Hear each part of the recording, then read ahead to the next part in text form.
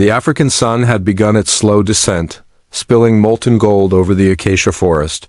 Shadows stretched long and thin across the dry earth, while the air shimmered with heat and the scent of wild grass mixed with dust. But somewhere in that golden stillness, a cry tore through the savannah, high, fragile, and full of terror.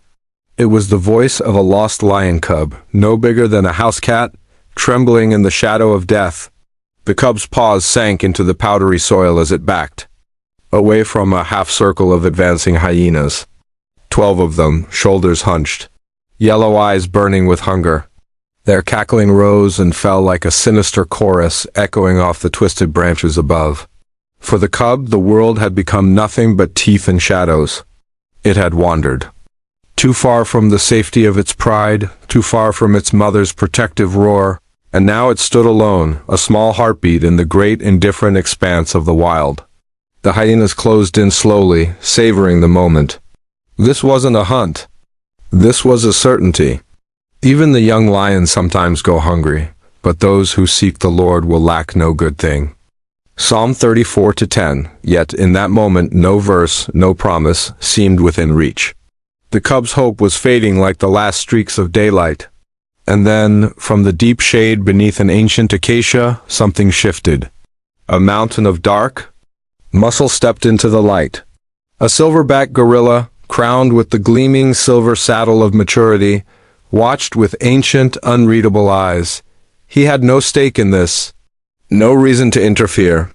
Nature's law was brutal, and this was not his fight. But the cries of the cub cut through the laws of the wild and struck something deeper, a place where instinct bowed to something higher. The silverback had always been a creature of peace.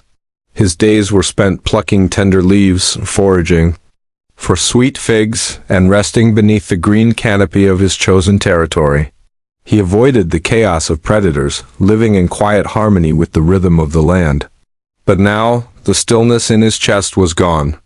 The cub's voice, high-pitched, desperate, threaded through his thoughts like a call that could not be ignored. The hyenas crept closer, muscles rippling, jaws snapping in anticipation. For a long moment the gorilla did not move. He was still as carved stone, his massive hands gripping the branches above.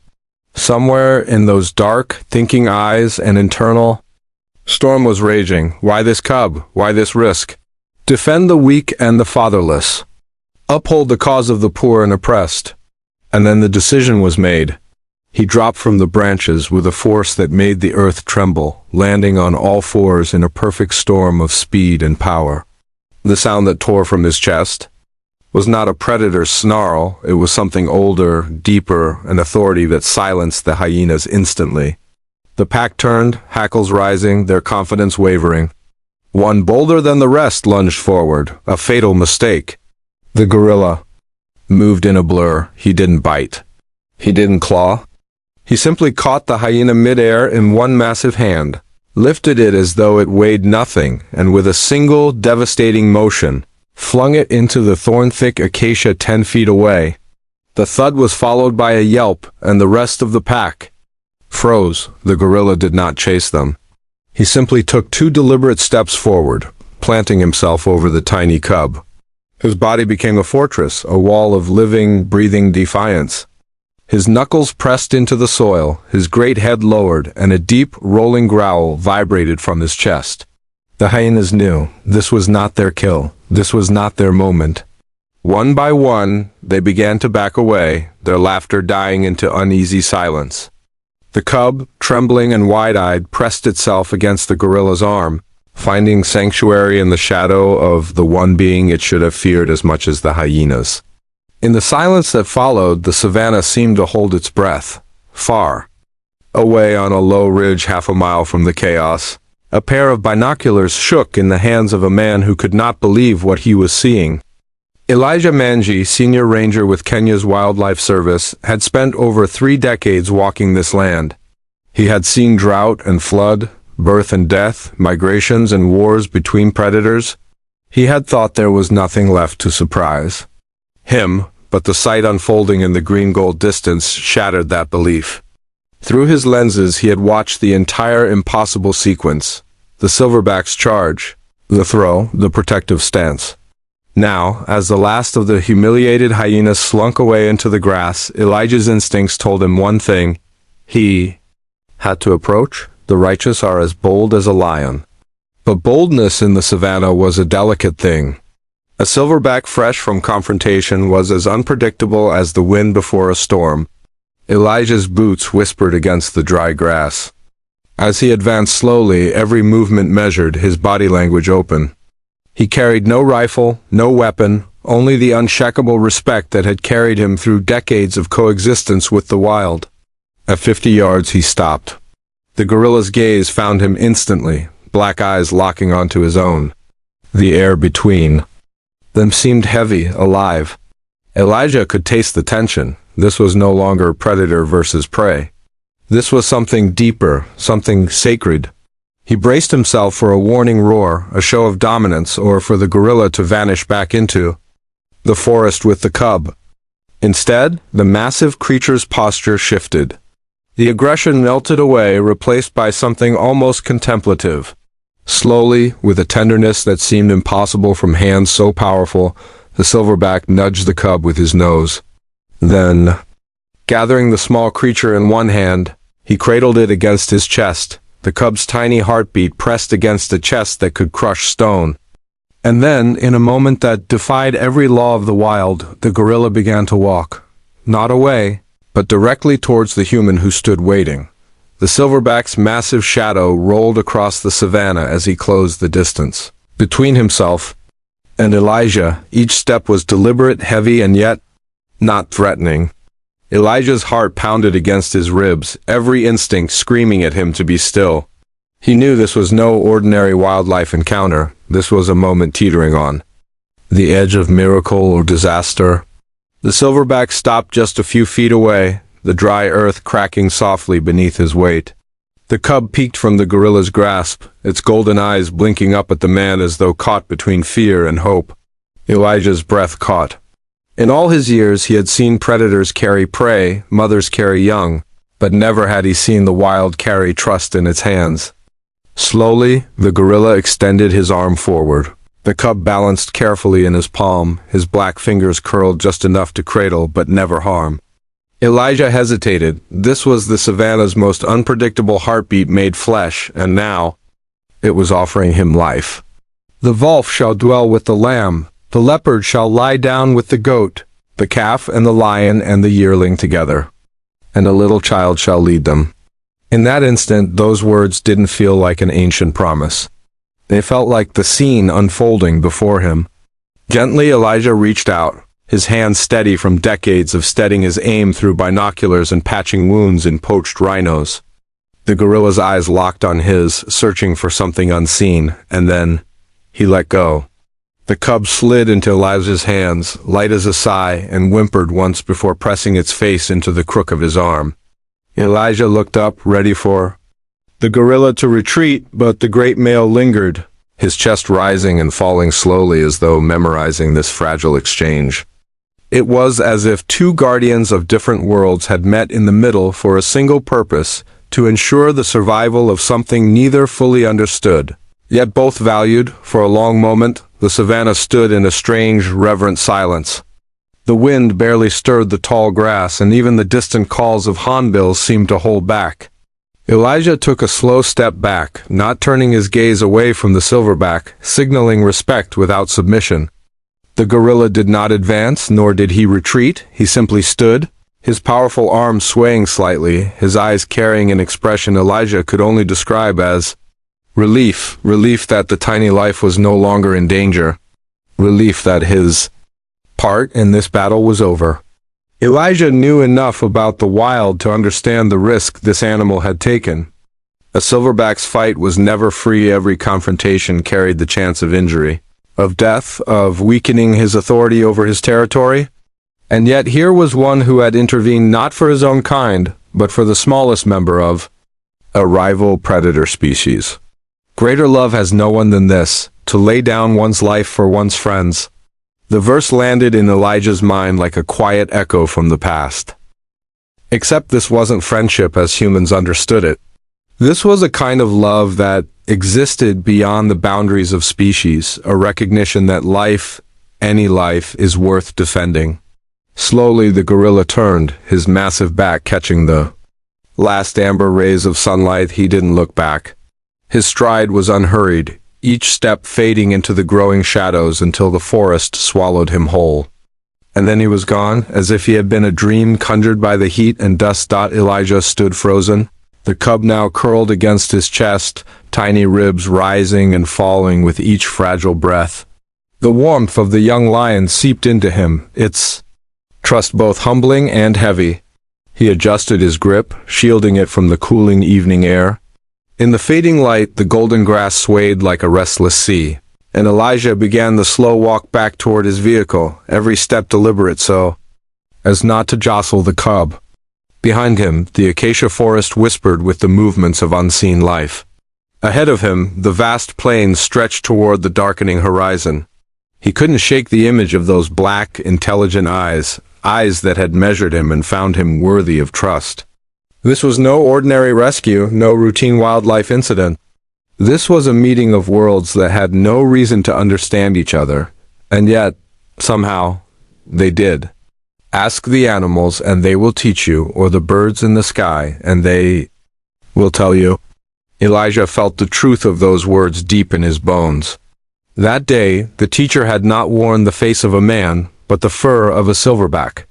That day, the lesson had not come from law or training, but from the untamed heart of the wild. When Elijah finally reached his truck, the savannah had shifted into twilight. Stars began to prick the vast canvas of sky, and the air carried the cool breath of night. He placed the cub gently on a folded blanket in the passenger seat, its tiny body sinking into the softness as though the battle of the day had finally caught up with it. For a moment, Elijah simply sat behind the wheel, staring out into the darkness where the gorilla had vanished. He wondered if he would ever see that creature again. He wondered if the gorilla knew what he had done, not just for the cub, but for the story of humanity's bond with the wild. Blessed are the merciful, for they shall receive mercy. The verse carried with it the quiet weight of understanding. The gorilla's act was not mercy for the sake of praise. It was mercy for the sake of what is right. And in that realization, Elijah found himself both awed and humbled. The engine rumbled to life, and the headlights cut two bright paths through the grass.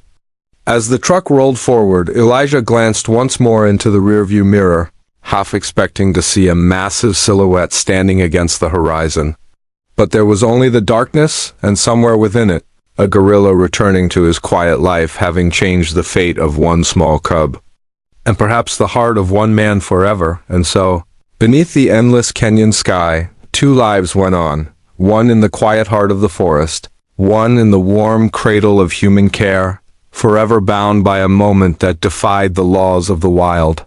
Somewhere out there, the silverback sat in the cool shadows, peeling bark from a branch, his massive hands moving with the same calm precision as before.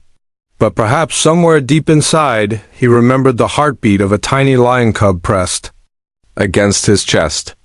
And in a sanctuary far from danger, that same cub would one day grow strong, its golden mane catching the same sunlight that once fell on its moment of salvation.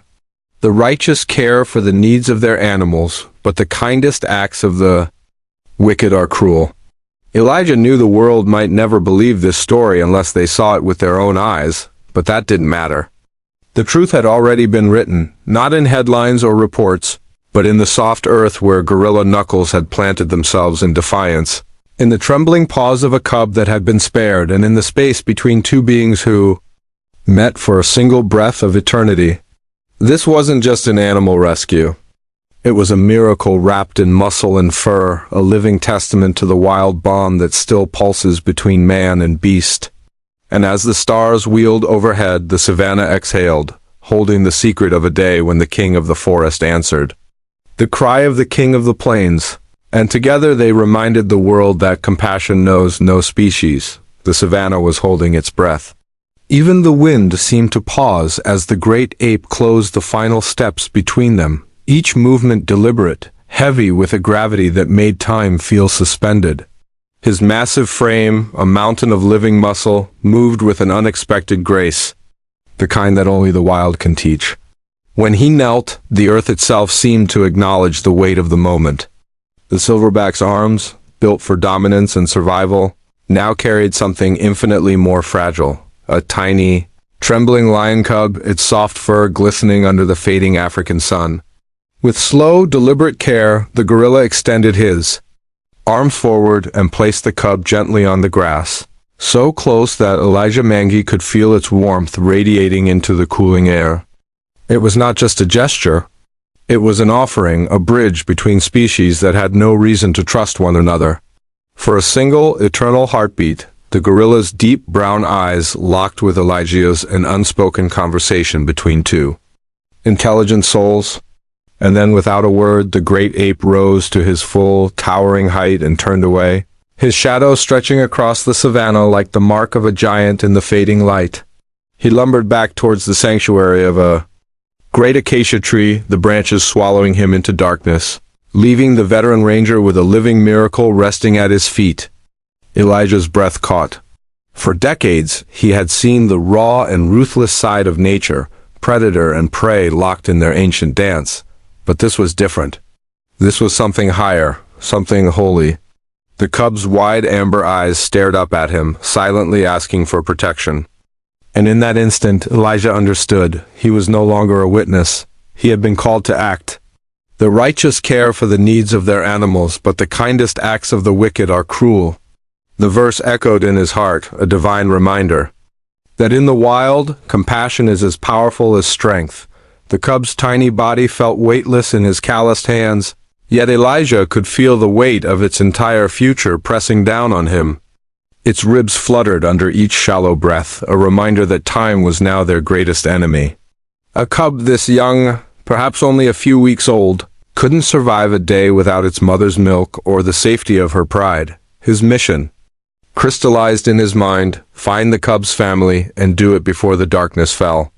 The ranger's instincts, sharpened by years of tracking the great beasts of Kenya, kicked in immediately. Cradling the cub in the crook of his arm, he began scanning the ground for the faint, telltale imprints of a lioness. Each step became a prayer, each rustle in the grass a possible sign.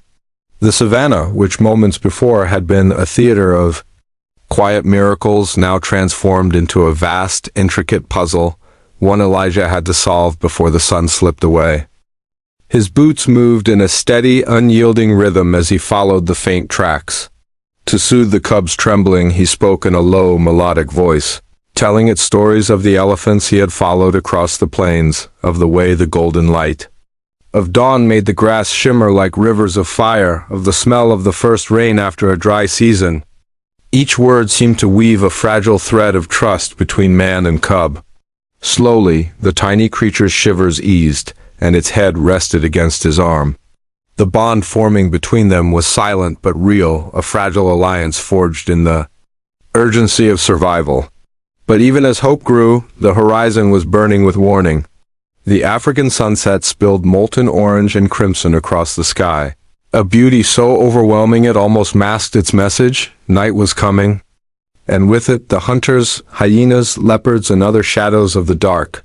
Elijah's pace quickened. The question haunting him was no longer if he would find the pride, but when. And when was everything? He will cover you with his feathers, and under his wings you will find refuge. The words brought him strength, but his eyes never stopped scanning the land. Somewhere out there, a mother was searching too. Then it came, a sound that froze him in mid-step. Carried on the evening breeze was a low, resonant call. Not the booming roar of a challenge, but a softer, more urgent note, the sound of contact, the call of family. Elijah's heart surged. Following the sound, he moved swiftly toward a rocky outcrop bathed in the last glow of the sun. There, half hidden in the tall grass, the pride came into view. 3 lionesses lay stretched in the fading light, their coats glowing like molten gold, flanked by a few older cubs tumbling lazily in the grass. Relief swelled in Elijah's chest, but he knew this was the most delicate moment of all. A pride could reject a cub that smelled too strongly of humans, or worse, turn on it for being away too long. This reunion would need to happen on nature's terms. Moving with slow precision, Elijah approached the edge of the clearing and set the cub gently onto the ground. His hand lingered for a second on its tiny back, one last silent blessing, before he stepped back into the cover of a nearby bush.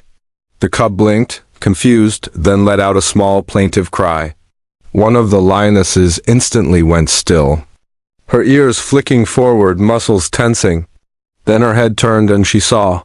The moment she recognized the tiny figure, she rose and moved toward it, first at a measured pace, then faster. Elijah's breath locked in his chest. She reached the cub and sniffed it from head to tail with frantic urgency. For one heartbeat too long, the ranger feared rejection. And then her posture softened. The lioness released a low, chuffing sound and began licking the cub's head with rough, sweeping strokes, pulling it against her chest. The family was whole again. Elijah stayed hidden, his heart pounding, letting the scene sear itself into his memory. Rejoice with those who rejoice, mourn with those who mourn. In the wild, joy and sorrow are never far apart. But tonight belonged to Joy. As Elijah began the long walk back toward his ranger post, his thoughts drifted not to the lions but to the one who had made this possible. He pictured the great Silverback, alone in the shadows of his acacia tree, a creature of immense power who had acted entirely outside of instinct or self-interest. A predator's child should have been an enemy, yet he had protected it. A human should have been a threat, yet he had trusted him. What force could inspire such a choice, if not the deepest form of compassion? Elijah had spent 30 years in the wild, but nothing had ever rewritten his understanding of it like this moment. This was more than a rescue. It was a testament that courage is not the absence of fear, but the decision to act despite it. That empathy is not a human invention, but a universal language written into the hearts of all living beings. As the night wind swept over the savannah and the stars began to ignite above, Elijah knew this story would live with him forever. The wolf will live with the lamb, the leopard will lie down with the goat, and a little child will lead them. In a world that often feels divided, a gorilla, a lion, and a man had proved that sometimes the wild teaches the most human lessons of all.